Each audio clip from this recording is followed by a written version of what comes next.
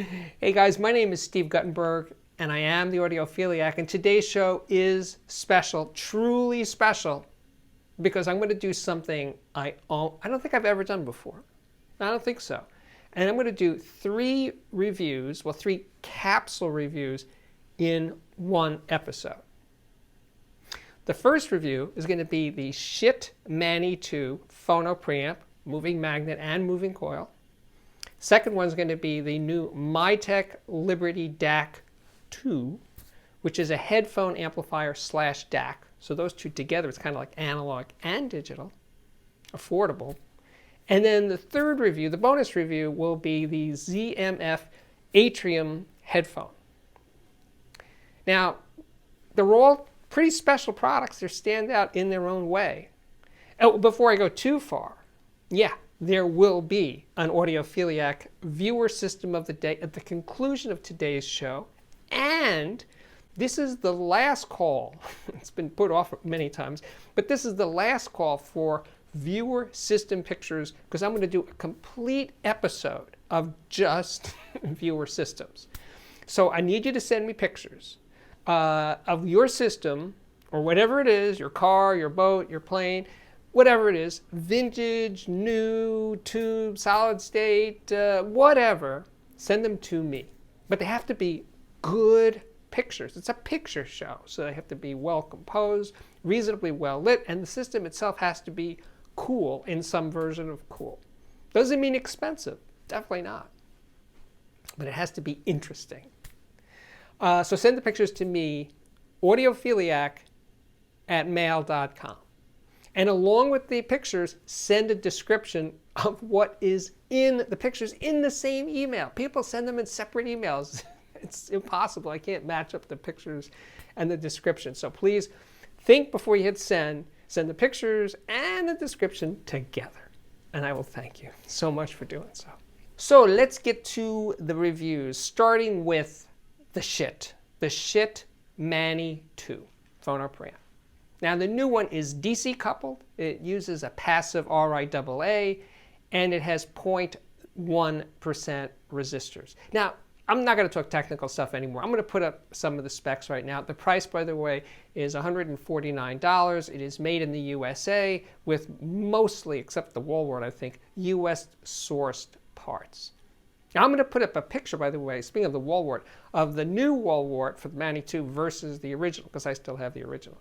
And you can see that the new wall wart is significantly larger, and the wall wart is essentially the power supply. So the new wall wart is significantly bigger. I'm also going to show you the bottom of both units side by side. There's a lot more control over the impedance settings and the gain settings on the Manny 2 versus the Manny 1. You know, in day-to-day use, you don't really have to use the controls, so it makes sense that they're on the bottom of the unit. It's also advisable to leave it on 24 hours a day, but the on-off switch is in the back, and here is the back panel. So my turntable that I used for this review was the ever-reliable Technics SL1200GR, and for cartridges, I used a bunch. I used, the Grado Reference Platinum 2, and also this MoFi Master Tracker. Those are my moving magnets.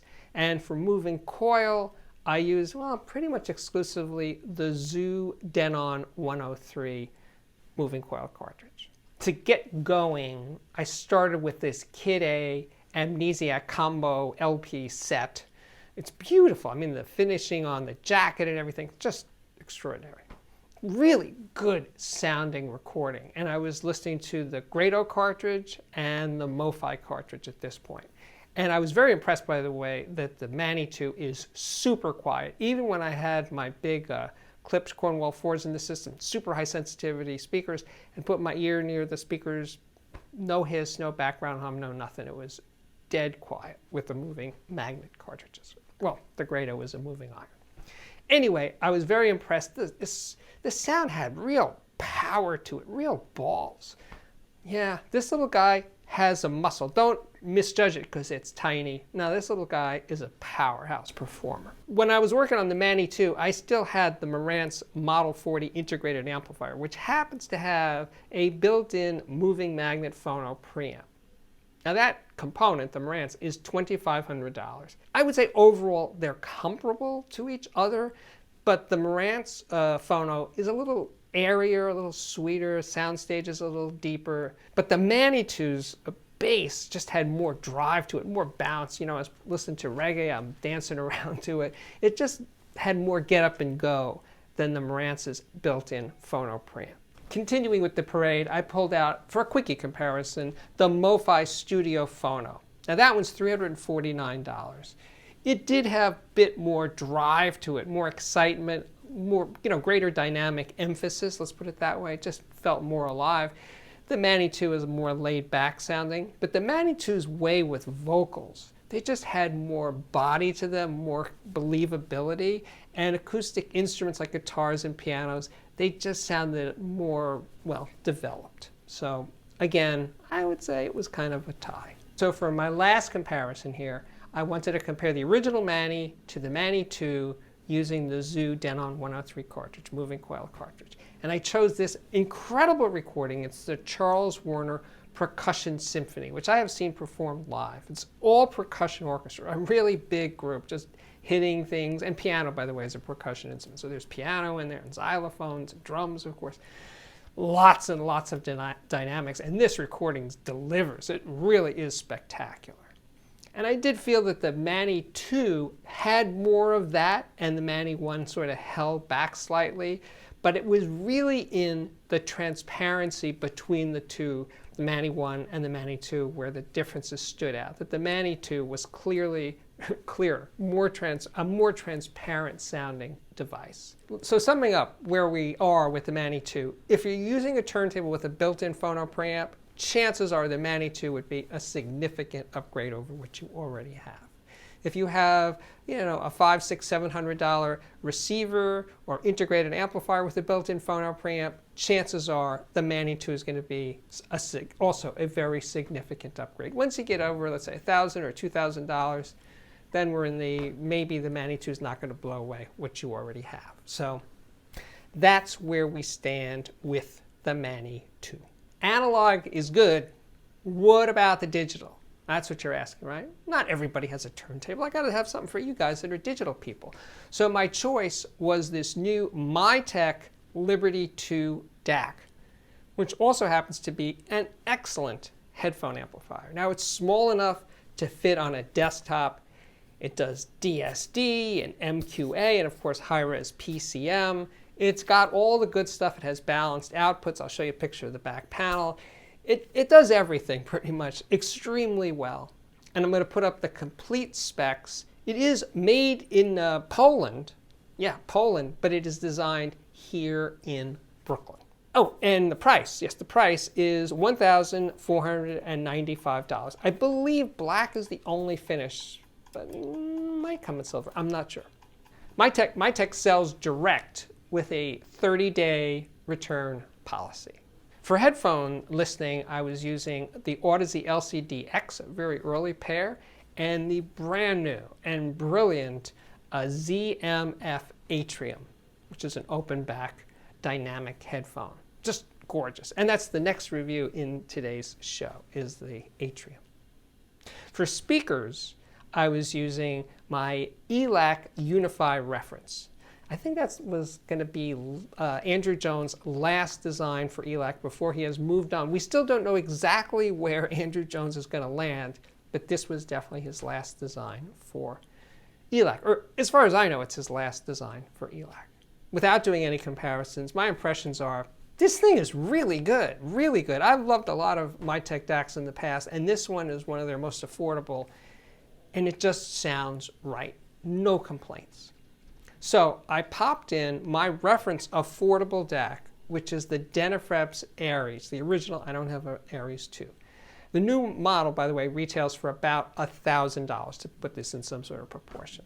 And the Aries sound, I was playing Leonard Cohen's Thanks for the Dance, which is I would say his last record, but this record came out after he had passed.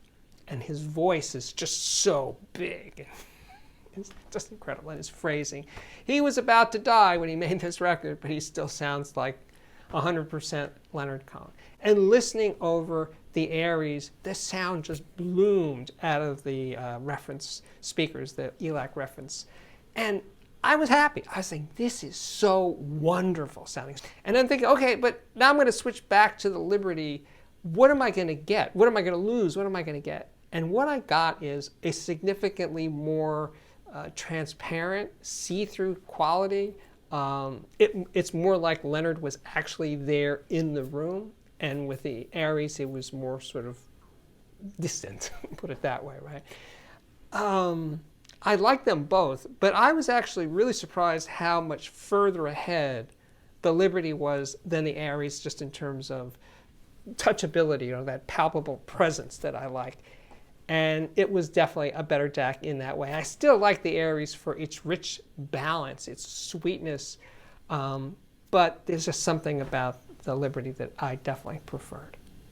I should have made this clear a little earlier, but the Aries is just a DAC. It's not a headphone amplifier, and it can't be used as a preamp since it doesn't have a volume control. So if those features are relevant to you, that would definitely push the needle over to the side of the Liberty. Now, of course, the Aries is less expensive by about $500 or so, so you could buy a preamp or a headphone amplifier to go along with it. Now we're going to do review number 3, the ZMF Atrium headphone. It's an open-backed headphone. It exemplifies high-end audio build quality standards. It just feels phenomenal. It is a work of art. Each one is literally unique. The wood, the metalwork, each one feels special because it is a truly handcrafted design. It has a biocellulose driver. I'm going to put up some of the specs, but the main thing is, well, it's high-end. It's what high-end is all about. It just exudes quality. And since you wear it, unlike you don't wear an amplifier or a speaker, right? You wear it, you really feel that quality every time you put on a ZMF headphone. And that is something special. My samples had cherry wood. There's multiple wood options available, and the grills were copper, sort of aged copper. Although there are multiple finish options available, wood and grills. You pick, you choose. And also, the cables. The standard cable, which is all I had, was very soft, very supple, cloth covered. Again, just feels up way above average. The price, I haven't mentioned the price, is $2,299 in, I guess, its most basic form. It depends on the finish options you choose and cable options.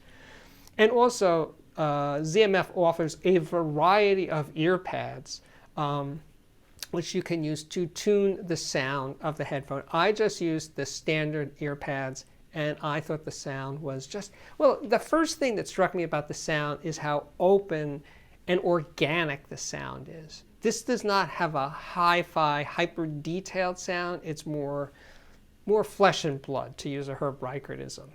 It just feels natural. The sound is just there. It's not soft, it's not blurred, but it is, romantic. I'll put it that way. So for a comparison headphone, I selected the Audeze LCD-X. Terrific headphone. And now it's a planar magnetic open back, and as I said earlier, the ZMF is a dynamic open back. Now, I would say the LCD-X was more transparent, more upfront, livelier sounding, and just more immediate. And switching over to the Atrium, the sound was a little more distant, more laid back. Now again, you can make some tuning differences with the ZMF, but I just wanted to listen to it in its basically stock format, stock formation. So I'm playing this recording by Leon Bridges, Bad Bad News. Great music, he's a great singer, but the recording itself is kind of fatiguing, kind of edgy, kind of glary, and it certainly was over the X. So then I switched over to the Atrium, and it was still there. It was still glary and everything, but it was less so. It was much easier to listen to that recording despite its faults, which were, as again, they were still there. They just didn't bother me as much with the Atrium. And if the goal is to listen to a wide variety of music, not just the best sounding recordings, having a headphone that's a little bit more forgiving isn't the worst idea. So I was playing Massive Attack, and the bass, because I haven't mentioned the bass before, the bass coming out of this headphone, is the sort that you feel like it's massaging your ears. It's just so rich and full and voluptuous. Not muddy, not soft in definition, but just a bit juicier than average. And I like it for that. I want to be seduced by the music. I don't want to be attacked by it, right? I want to feel it. I want to feel that kind of connection, but I don't want to get to be too in your face. And that's the thing that I kept hearing about the Atrium, was just how easy it was to listen to it. I listened to it a lot. I've had them for at least a month, 6 weeks. And I've listened to them all the time. And I've taken notes here and there, but I didn't take that many notes because I just enjoyed listening to them. And at the end of the day, isn't that what matters? Oh, I haven't made a big enough deal about the soundstage. The soundstage coming out of this headphone. Now, not all open-back headphones are equally spacious. And I'm not going to say that this is the most spacious. It's not like a Sennheiser HD800. Those are bigger and more spacious sounding headphones. But this one, it has this natural quality to the spatial aspects I'm getting off of recordings. It actually, the center focus is really good, and that front to back depth, which is never really that big a thing for me with headphones. But with these, it was doing a really nice job of putting me inside the soundstage. So yeah, I think ZMF, Zach has done it again. This is a terrific headphone because it sounds good, but also because it's a beautiful object and it's so enjoyable to wear. So thumbs up, 2 thumbs up for the Atrium. And now it is that time for the Audiophiliac viewer system of the day. Okay, this is good. This one comes from Kevin. He lives in Tampa, Florida. He's collected records since he was 14, and he's 40 years old now. His first big purchase were these, you see them in the picture there, Bowers & Wilkins 683 S2 floor standers. Now, the thing is, when he was shopping for speakers, his then fiance was with him, and they were listening to the smaller 685s, but they didn't think they had enough bass. So she asked the salesperson to hook up the big ones, the 683s, and there you go, he got them. So Kevin's wife still puts up with his audiophile hobby and his record collecting addiction. He is a lucky guy. For an amp, he's running a Parasound A23 Plus and a Parasound P6 preamp that has a good built-in phono pre and a very capable DAC. He's always been a big fan of direct drive turntables, and he now uses a Technics SL1210 Mark V fitted with an Audiophone 2M Red, and then there's also a Shure M44-7. For streaming, well, we got a Samsung Smart TV for Apple Music, plus a DIY Raspberry Pi streamer using Vimeo for Spotify. Also in the system is a pro-grade Marantz PMD 351 CD player / cassette combo he uses as a transport. Looking down the road, well, Kevin's thinking about maybe getting a tube amp and a change to some high sensitivity speakers, maybe a Klipsch Heresy or something from Zoo. Well, Kevin, you're on your way. Thanks for sending this in. Okay, we are back. All right, we are back. My name is Steve Guttenberg, and I am the Audiophiliac, and I have a podcast. It's called the Audiophiliac Podcast. I'm bringing it up because I don't think a lot of you guys know, maybe you already do know and you're tired of hearing me talk about it, but I have a podcast. You can hear it on a website, my own website, just for the podcast, which is linked to in the description below this video. But it's also on Apple Podcasts and Spotify and iHeartRadio and the usual places that you hear podcasts. So, and it's not the same thing as the videos. It's completely different content. Now, in terms of other things you should be thinking about, possibly, is my Patreon. Now, the Patreon has existed for almost as long as I've had this show. I've had patrons there for almost as long as I've had this show. And the higher tier ones, now you can start with as little as like a couple of bucks and go up to $50 a month. The $50 a month people get to talk to me once a month for 15 minutes. That's really cool. It's nice to know who's out there and have regular conversations with the viewers. So I appreciate that. So anyway, check out the Patreon. There's a link below. And lastly, hey, if you dig the show, hit the like button. I'd appreciate that. And subscribe if you have yet to subscribe. And now I can say, this has been a long one, my work here is at last complete. Thank you again for watching. And I really, really do hope to see you back here again very, very soon. Bye-bye.